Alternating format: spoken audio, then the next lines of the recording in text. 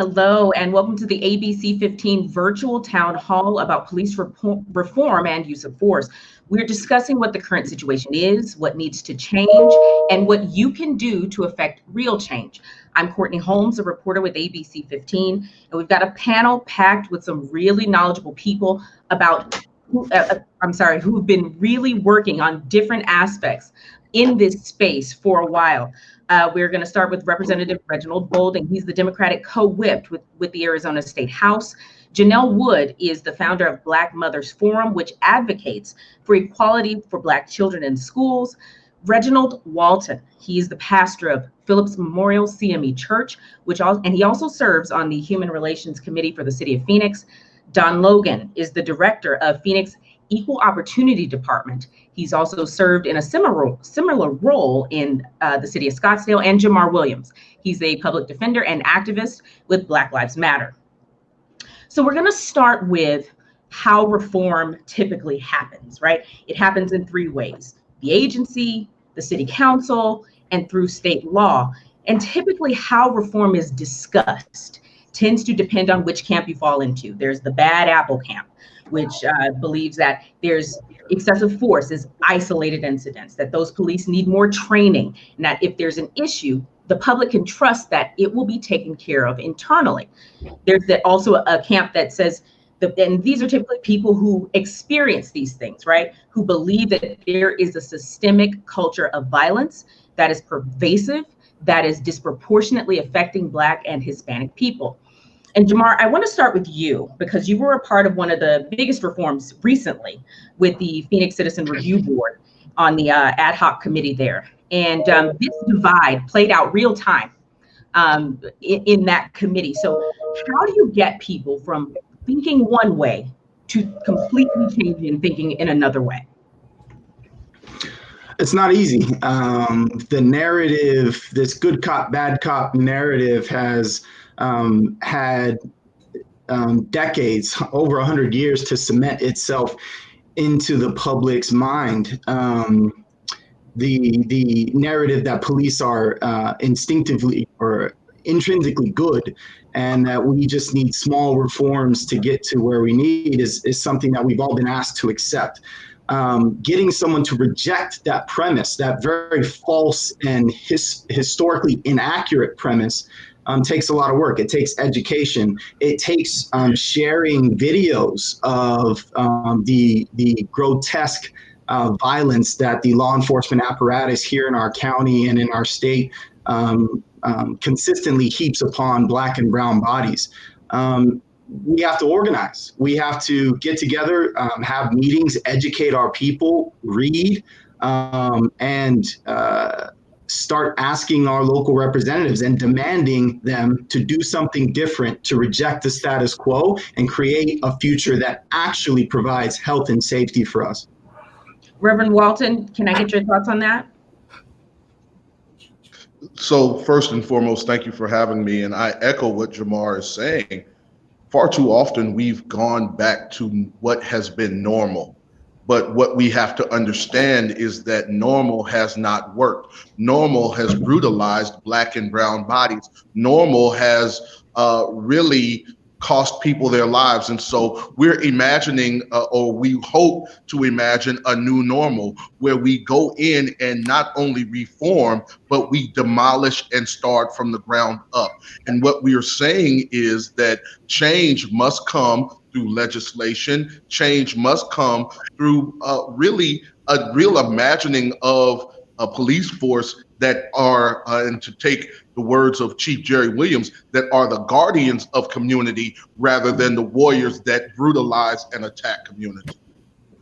Representative Bolding, on the state level, Democrats represented 5 points to the governor that you want to be included in any special session that happens. Those include body cameras, limits on qualified immunity, officer discipline database, third-party investigations into use of force, de-escalation, and cultural sensitivity training.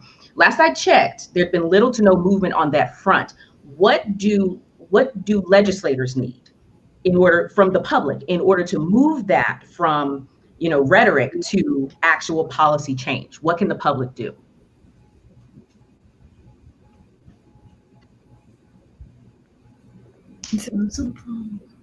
I think he might be frozen there. I'm gonna go ahead and move along to, I'm gonna ask Don. You have been in this space for a long time, right? What you do has to do with discrimination and equal opportunity and things like that. How do these reforms go from people discussing them to them actually being, to there's actually being work on it? Right. I think as a government, we have to listen to the community, listen to our citizens. And given the length of time at which this issue in terms of race relations have existed, I think there's some question in people's minds that we haven't listened. Folks aren't going to respect government if it feels that its government isn't listening to the people that it's tasked to serve. And that's a major concern. We may not always agree as your government, but one thing that we fundamentally should agree to is that we've heard you, we understand you, and we have a duty to act based on what we've heard. That, and Don, I'm going to come back to you with that, because what you echoed something that Chief Williams said during one of the marches a few weeks ago. And I should mention that we invited Chief Williams and did not hear back. But you echoed one of the things she said, that, you know, we hear you, you guys are, this generation is going to make change and all this. I guess the question is, how long does it take to go from here, or how long should people be expected to wait before it goes from hearing something to actual movement? And I'm asking you this as someone who has worked in government for a long time, so you understand the obstacles in getting actual change. You know, Courtney, you're absolutely correct. And I'm looking at the body language of my colleagues on today's panel. Candidly speaking, this type of change, it's going to take time. It's going to be a change. I mean, this whole issue of race relations didn't just pop up yesterday. I talked with someone yesterday about this has been generations upon generations. And I'm concerned because my parents' generation experienced racism. I've experienced racism. I'm concerned about my 2 adult sons and what they're going to experience. The thing that I'm seeing today is a protest that has evolved into a movement that involves a wider range of individuals that come from different backgrounds and have a similar concern. And this isn't something that's isolated in Arizona, in Phoenix, Arizona, the US of A. We have the same concerns in terms of race relations that have extended beyond our boundaries into other countries, and other countries are looking at us. I don't think that that's ever happened in terms of what we're seeing today. And what we're seeing today is a broadband pushback that says enough is enough. We have arrived to a point to where we're beyond talking. It's time for action. And I think this government gets it. And the test will be, what do we do with it? What do we do with it? We can't condone the vandalism, can't condone the violence. But the reason we're getting some of those actions is because people feel like they haven't been heard. So the test for government is to respond in a way that lets people know at a bottom line that you have been heard. And that's our task. I see Representative Bolding is back with us, and I'm gonna go back to the question that I started with you about those 5 points that were presented to the governor, where it was, you asked him to include these particular things as a baseline in any special session. Where my understanding is there has not been much movement. So how how can the public get involved to move that? So one of the things that's extremely important is that we are at a place where people know that we've seen the videos, we've read the headlines, the conversations have happened. And in order for us to actually demand policy change, it's going to have to come from the community. The reality is most people here in this country, in this state, they believe that there should be some type of police reform. And what we're seeing is that state lawmakers have not had the courage to do it. So there's one of two things that can happen. One, we have to replace those individuals who are in office with those who are willing to make change. Or two, we have to be willing to go directly to voters ourselves and make those reforms, because right now the current system is broken. And Janelle, when we talk about people who are in power who can actually make change, you met with the governor a few weeks ago, and y'all discussed a lot of things. And one of the things you left with, and one of the things you said he mentioned, was you gave him deliverables. I'm curious if you have seen evidence of those deliverables. Well, first of all, thank you, Courtney, for having me on the show. And there were some things that I said to the governor initially that he did not respond to, still hasn't, but he did take it into account. One of the things that I did speak to him is I wanted him to officially renounce racism in all its forms and fashions within our institutions and our systems. I also called for a ceasefire on all of our unarmed Black men and women. And I also talked to him about defunding the police. And really what I want to see is a repurposing of those funds, because we have a foundation in place. Police reform is difficult to do when you have a foundation that's completely faulty. And it was only built to continue to limit the movement of Black bodies.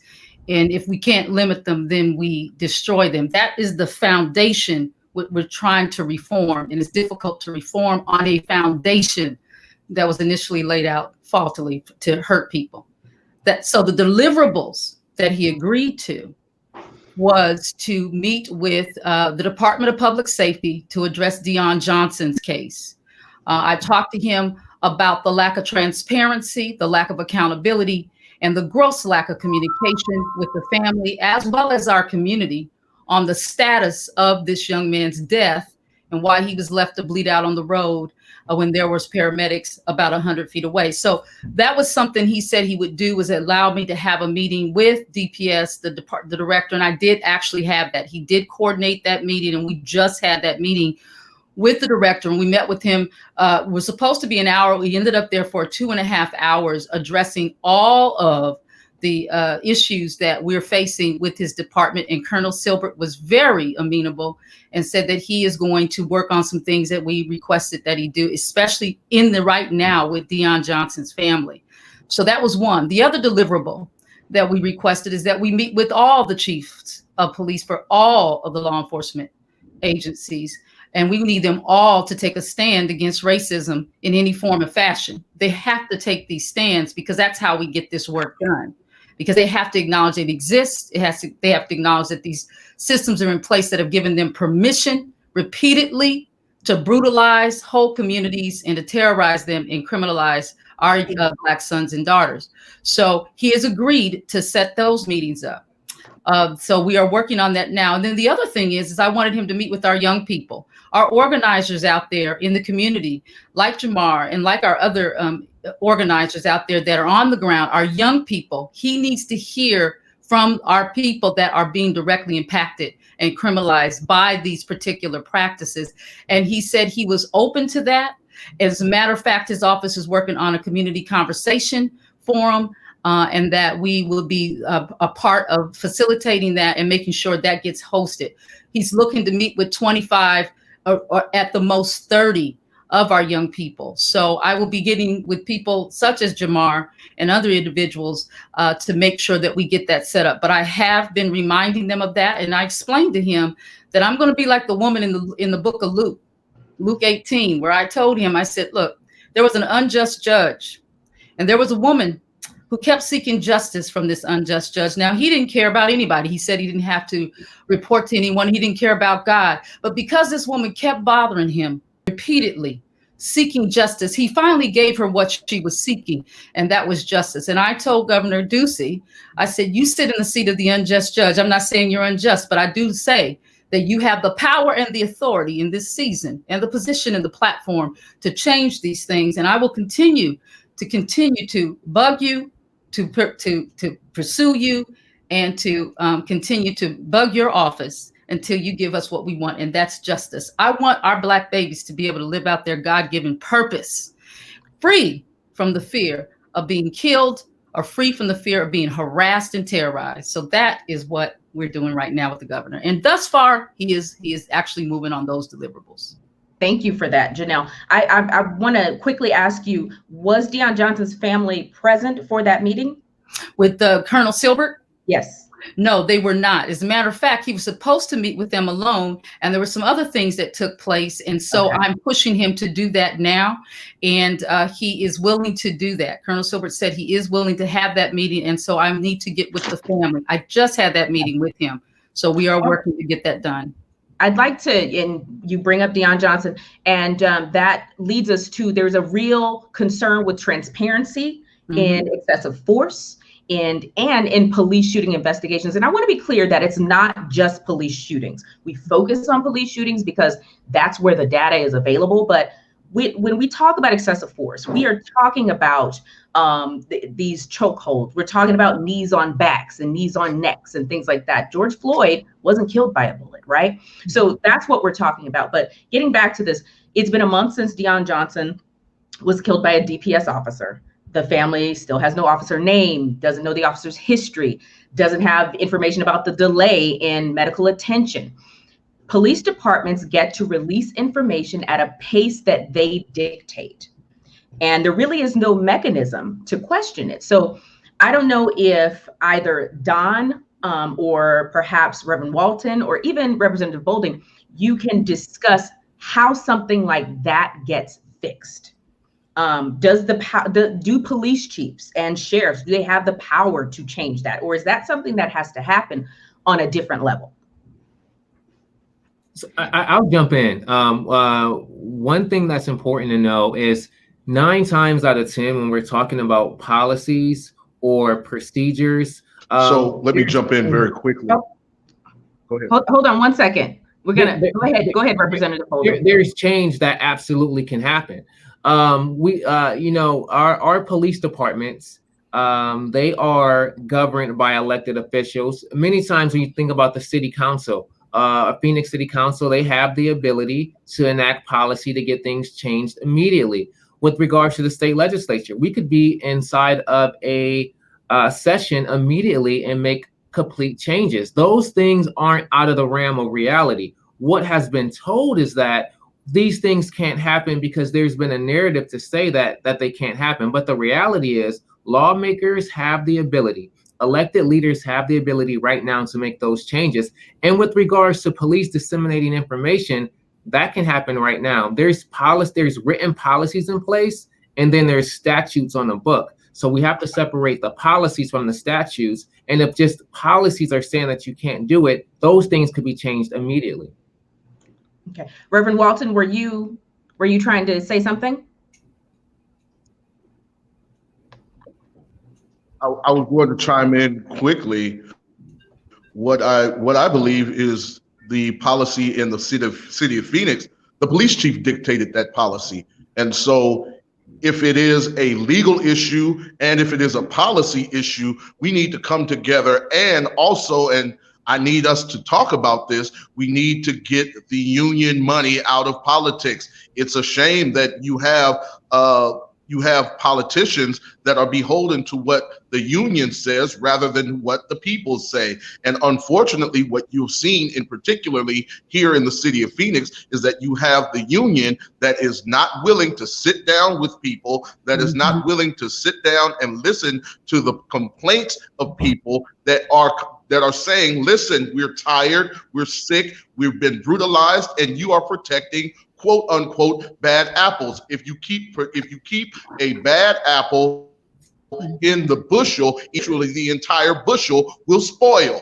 And so we must go back to equity, not equality, because equality says that everybody starts from the same place. No, that is not really the definition of justice.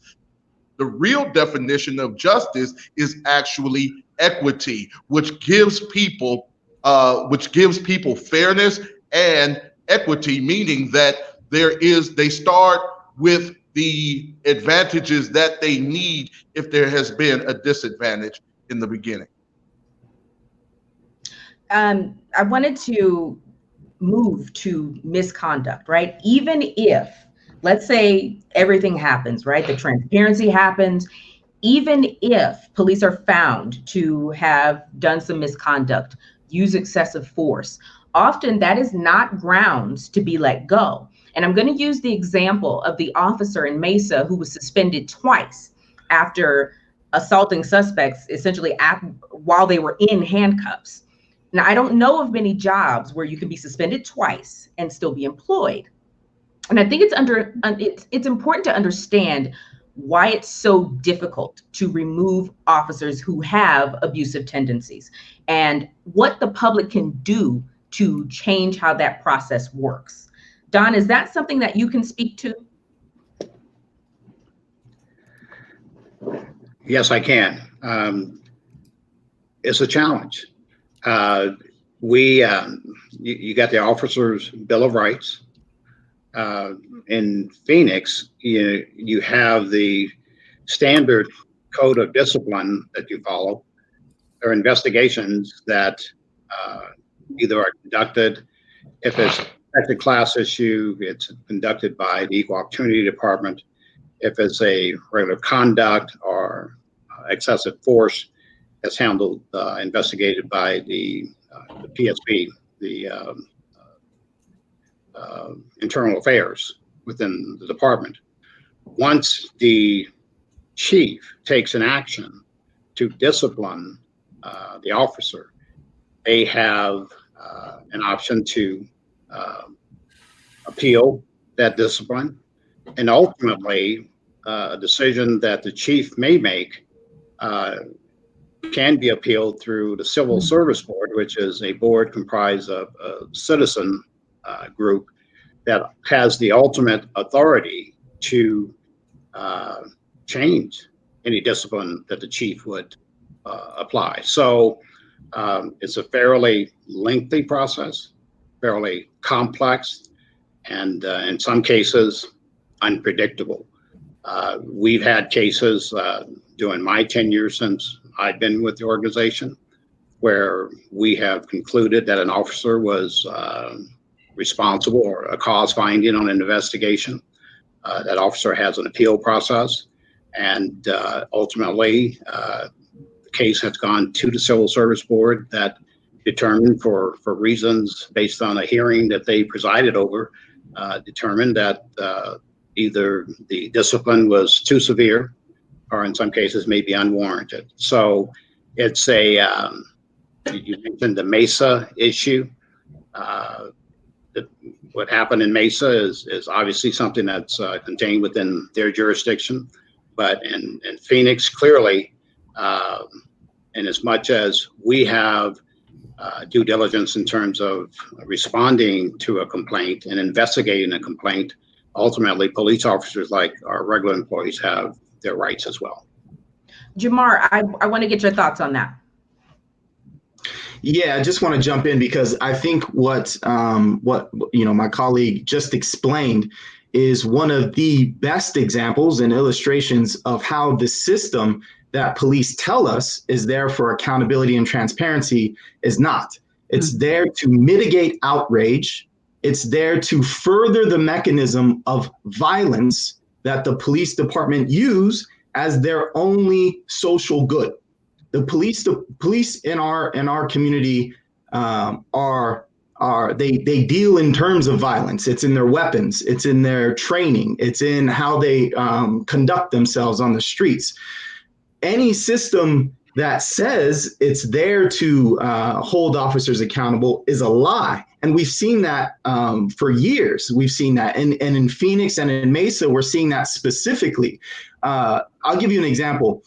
Most police departments have a sanctity of life policy. It says that our number one priority is to treat people with humanity and uphold the sanctity of human life. Ms. Woods and I asked Assistant Chief Kurtenbach during the ad hoc committee, how many times have you investigated a violation of that specific policy and then disciplined an officer? Guess what his answer was? Zero times. The Mesa police officer who has just been charged with aggravated assault is the 4th officer in Arizona while on duty in 2 decades, in 20 years, who is charged with a criminal offense for engaging in disgusting conduct. These systems aren't here to hold people accountable. They're here to mitigate outrage, to pacify us, and to perpetuate the delusion that police are here for some social good. They are here for violence. They've contributed to us being a top 5 contributor in terms of incarceration in the nation. And they've contributed to an extreme and disgusting waste of public resources in dumping dollar after public dollar into buckets of police departments and into buckets of systems of incarceration in our state and in our cities. Go ahead, Don. and not that I would disagree with anything that was said. I guess the one thing that I would point to is the council and just recently provided full funding for the Office of Accountability and Transparency. And obviously the current structure as it exists doesn't address the issues that needs to be addressed, fully addressed. And we're looking to work with this Office of Accountability and Transparency to see if we can vet out some of these injustices that have just been talked about, mentioned here today. So we have every bit of optimism that the new office is going to put us in a better position so that when the question is asked, what's the number in terms of holding officers accountable, my guess is we'll have a different response. Can I say something to that? Let me speak to that. So thank you, Don, for that. And thank you, Jamar, for bringing all that out. I think what needs to happen when we're looking at this Office of Accountability and Transparency, we need to know who's actually going to be the team that structures it. We can't continue to rely on the same systems, the same individuals that are standing in front of a system to correct itself. It won't. And so we definitely need to make sure that that office is going to be set up from an independent body that has an objective view on this, that has definitely been affected adversely by the system, because the only way we can correct it is if the groups that have been impacted adversely, they're the ones that need to be a part of structuring an Office of Accountability and a Civil Review Board. And so I'm really interested to see who is going to be on that team and who will be the voices that will speak to the structure of that, the job descriptions on that, how that money will be used, how the Civilian Review Board will be selected. Those things are key, because if we keep having the same people do the same thing and we're expecting a different result, that's called insanity. And we don't want to keep doing that. So if we're going to have true accountability, that means it needs to be an objective body and needs to be an independent group. And I'm very interested to see how we're going to structure that and who will be a part of the team that puts that together. Because if you really want this, if the city of Phoenix is really serious about this, they will put the people in place that will have that objective view, that will ask the hard questions, that will make people feel real uncomfortable, because you need to. That's the only way we can get to change. And so it's not going to be comfortable. It's not going to be easy. But if we have people in there willing to do that work, willing to sit in there and deal with that, then we can really have something that really works. And so I really wanted to put that out there, that this Office of Accountability, we really need to keep a real steady eye on who's actually going to be leading this effort and who's going to be a part of structuring this particular office and the Civilian Review Board. One of the things I want to bring up is the process of who's doing what on this board, who's going to be on the board, how it's going to work. That's still being worked out, right? Phoenix is at the very beginning of this. And Don, your office, I understand, is going to be working hand in hand with this, or is your office overseeing the board, or how's that going to work? No, it's our assistant city manager, Mr. Dahoney, has direct oversight over all of public safety, and he's working with the city manager and the council in devising a plan to pull together this Office of Accountability and Transparency. Given the amount of attention that this discussion has garnered, obviously that's going to be a decision that takes place in a public setting. And obviously, in order to appease our community, we got to include the public as a part of that process. But in terms of the specifics, the Equal Opportunity Department is not going to be the lead on that. It's going to be handled through the city manager's office. Okay. Before we go, I want to get into the Defund Police movement and the push to redirect money from police agencies to address root causes of crime, poverty, mental illness, drug addiction, things like that. Minneapolis City Council has vowed to defund their department. Won't happen quickly, but they've said that that's something that they want to do.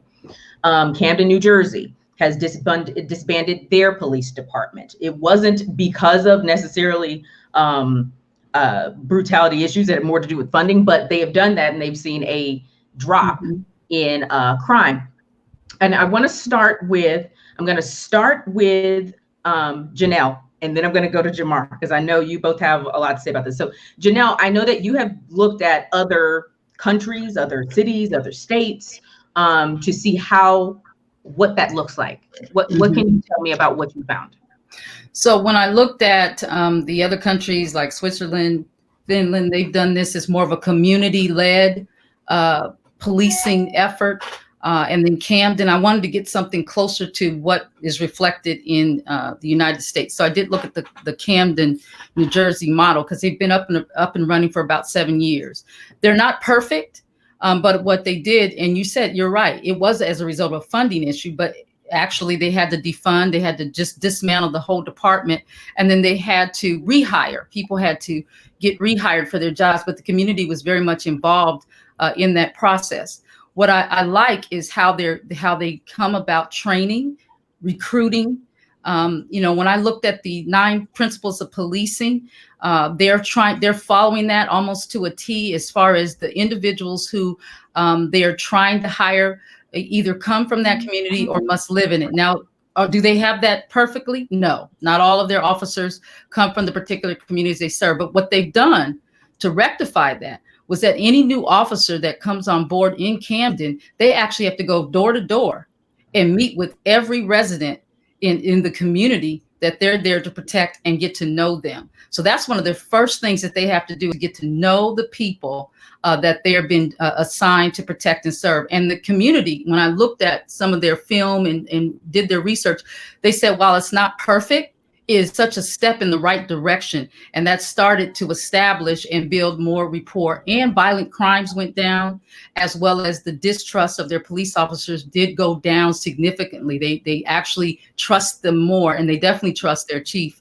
of police. He was out there walking with them and marching with them, for Black Lives Matter. And so there's definitely been a different shift in an attitude. It has to be an attitude, a heart shift, a culture shift, and they've done a pretty good job of really being intentional about that. And we got to be intentional about it. So that was one of the things that I found really helpful with that. Of course, it's going to take a lot of work here. We're different.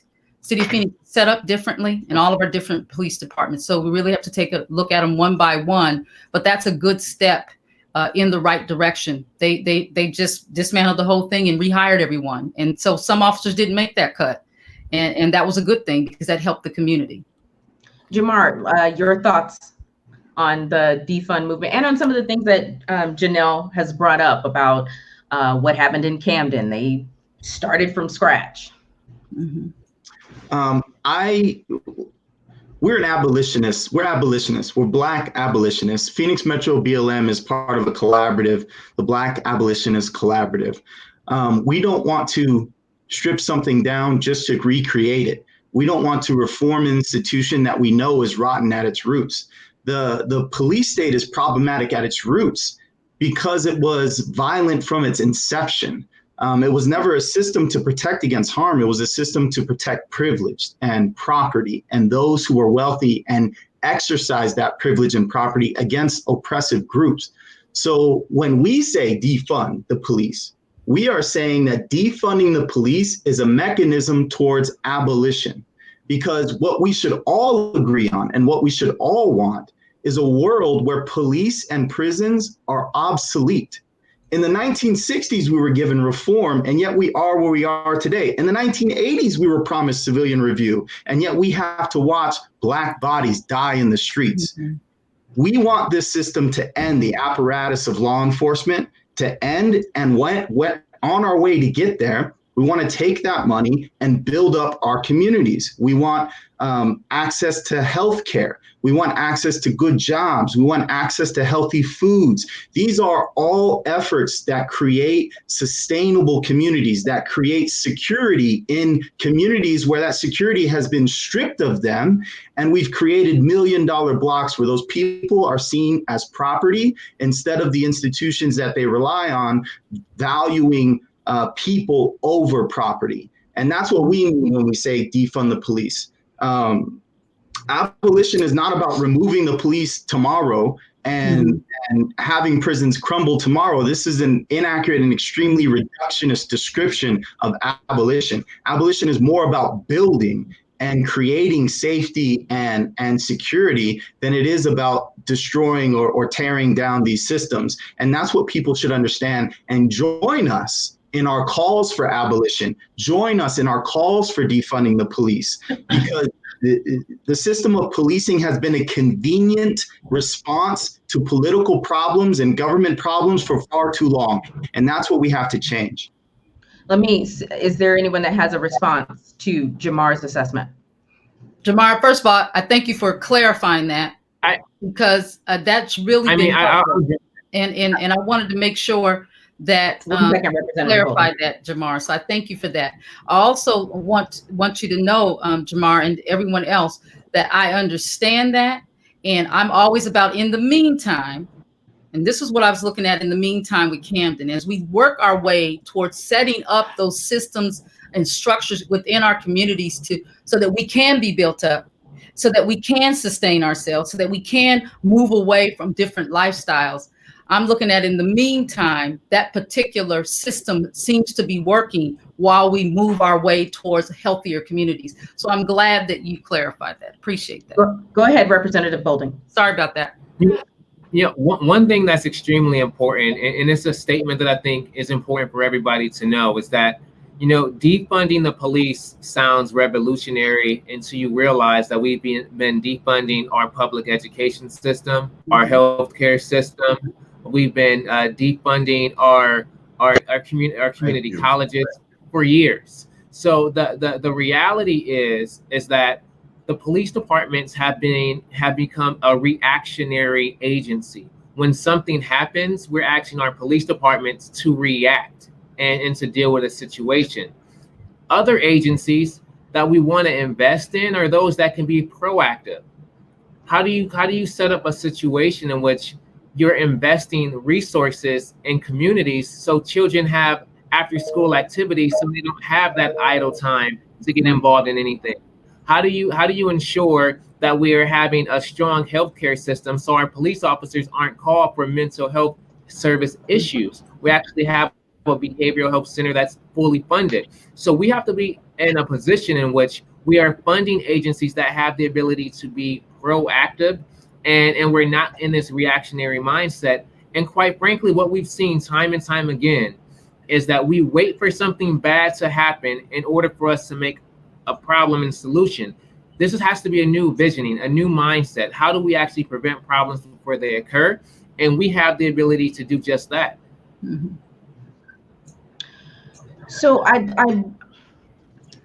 there have been a small number of people who consistently go to community meetings, consistently go to city council meetings, go to public hearings and things like that, who are very connected into how the process works. The people who are marching and leaving comments aren't necessarily connected like that.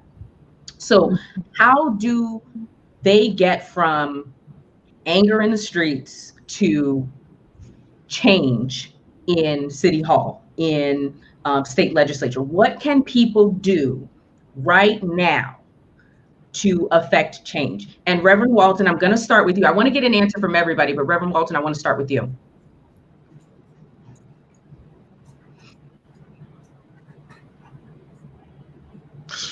The first thing that people can do to affect change is to educate yourself on the issues. And what do I mean by that? Don't just go in your circle of friends and share a meme that's popular on Facebook. Just because it's a meme does not mean that it's factually true. But I would suggest that we take a look at the policies and look at, okay, when someone says defund the police, what does that actually mean? I would also encourage everyone to register to vote and also educate yourself on those issues. Thirdly, I would also encourage us to call our city council persons and ask them to change the time of the city council meetings. The city of Phoenix, Arizona is one of the largest cities in the country. However, our city council meetings begin in the afternoon when the majority of people that are affected by policing and affected by our city's government and our state's government, they are at work. And so they are not able to get involved. And finally, I would urge all of us to really imagine what it would look like if we put back the funding that was stripped from our mental health in the 1980s under the Reagan administration. I would also take a look at why we have a war on drugs rather than taking a look at making sure that this is a mental health issue. Also, take a look at what our education needs. Our education, we've defunded our education, but our police department's budgets have exploded. That is a symptom, or that is telling of what is important in our societies. And so we've got to take a look at ourselves and not to quote what some of our police officers have said. We don't want our police officers showing up for a mental health crisis, because most times it will end with the person that is in crisis going into a system that is not designed to help them.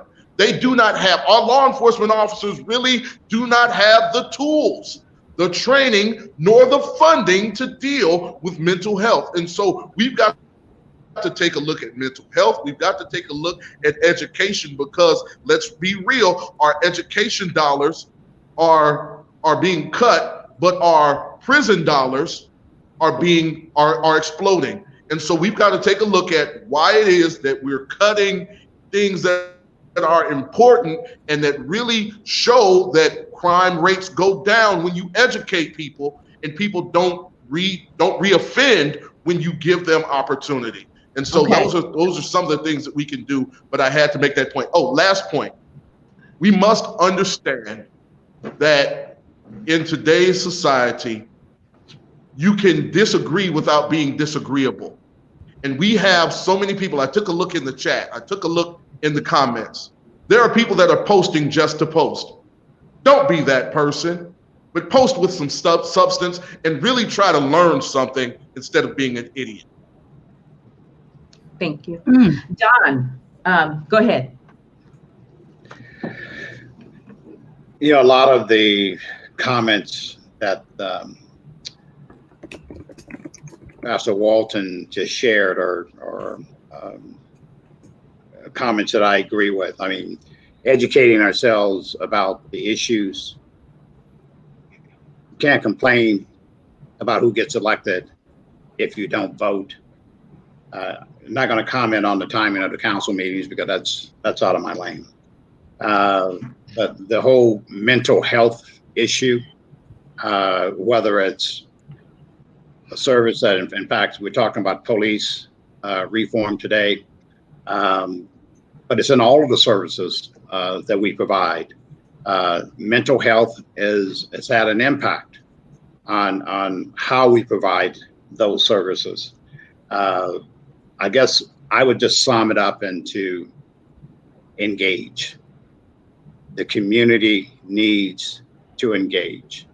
And if we're going to bring about change, and change needs to reflect the needs of the community, then the community needs to step forward and make sure that our electeds are hearing their concerns, that the leaders with the administrators are hearing those concerns, and the ultimate bottom line in terms of the service that's being provided is reflective of the wishes. And that's based on a wish that is predicated on informed opinion, informed disposition, and articulated in a way that people fully understand that once you get to the end of the request, there's always going to be a situation where you have to agree to disagree. But if you've adequately prepared and you've exercised your right to engage, I think you have to accept the fact that it is what it is once it gets to that point. But again, I'm sorry, Representative Bolding, go ahead. Yeah, I think it's extremely important for us to unpack the question, because I don't believe the community is at fault, right? And I think the premise is oftentimes that what more does the community need to do to change this? I actually think that the community has done a lot. The community has spoken, that the community has said, I don't like what I'm seeing.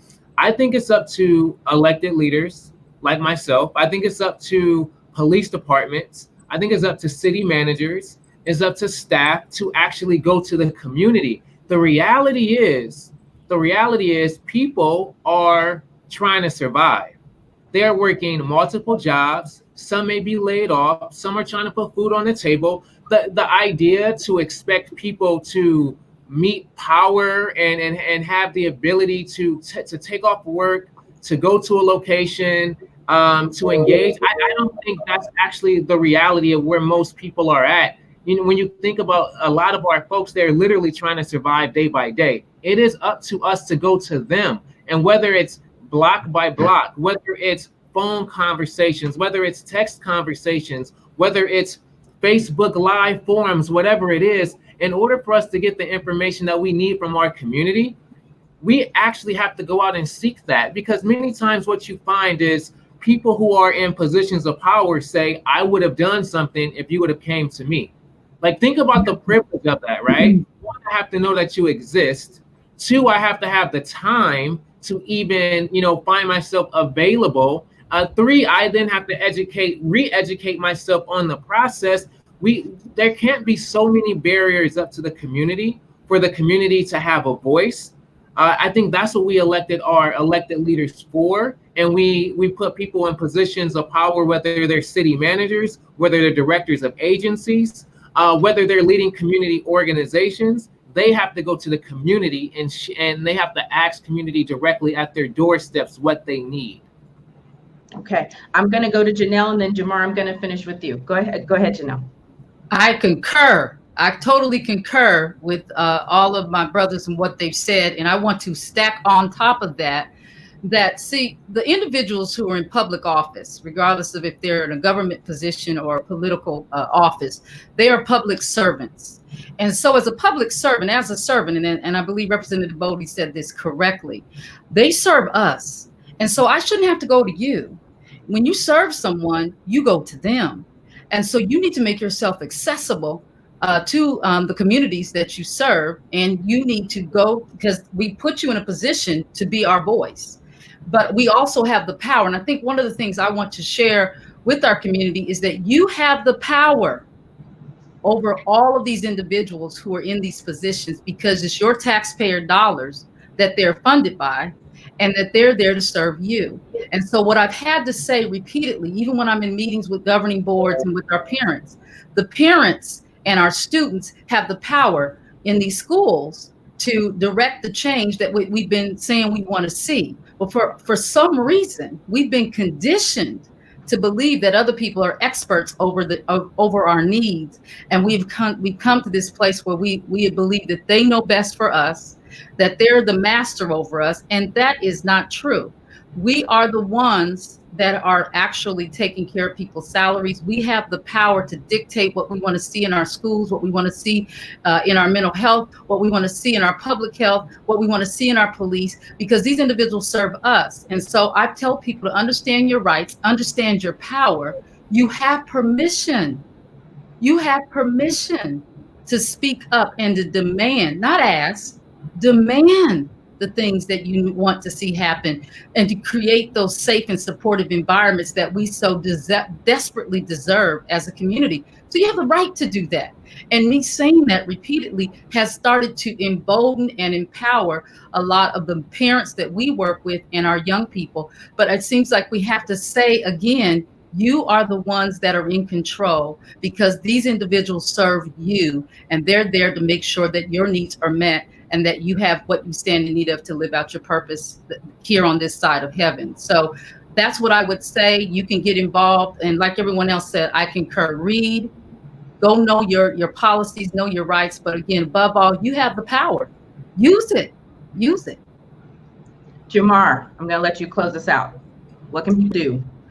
Thank you. I appreciate that. The first thing that I think people can do is to really think about what they mean when they say that they want to hold their government accountable. I see a lot of people in these chats talking about abolition and defund the police and what happens next. The assumption that the police state wants us to believe, the assumption that the law enforcement apparatus wants us to believe, is that they serve a necessary function, because if they don't exist, we will be in a state of chaos and unrest. That is a lie to perpetuate the necessity for the police state to begin with. So when you are thinking about abolition and you are thinking about defunding the calls to defund the police, think about what we can do to create security, health, and safety in our communities that prevents this situation of fear-mongering or crime that people want you to believe, so that you stay obedient and stay loyal to an oppressive system. The people who are on the streets are engaging in that process. The people who are on the streets participating in protests are opening their minds to these ideas. Just because we don't see our government officials responding immediately to the people in the streets doesn't mean that we're not building the movement and welcoming these people in the moment to our movement, in our meetings, educating people about abolition and helping people develop policy that is going to bring us into the future, where we are going to we're going to be relieved of having to see Black and brown bodies murdered in our streets. So I would ask people to go visit these Black-led organizations, Black Phoenix Organizing Collective, Mass Liberation, Black Lives Matter Phoenix Metro, Drinking Gourd Farms, the Phoenix Local Organizing Committee. All of these organizations are welcoming people to their meetings and educating people about what we need for a healthy and safe future that doesn't involve violence and a police state that doesn't care about our lives. That's the movement that we're seeing. That's what people can do. Deion Johnson's family still doesn't have answers. We have a call campaign going on today, right now. Check out Black Lives Matter Phoenix Metro, call DPS, demand answers. We will be going to Tempe City Council meeting tonight, asking to defund their police department, who killed Antonio Arce, who tased Ivan Okri while he was holding his young child in his hands, and demand a future that doesn't rely on these instances of violence. All right, we will leave it there. We've been at this for about an hour. Thank you so much to our panelists. Thank you so much to all the people who have watched and given their views on things. And have a good rest of your day. Thank you. Thank you. Courtney, thank you. Thank you, Courtney.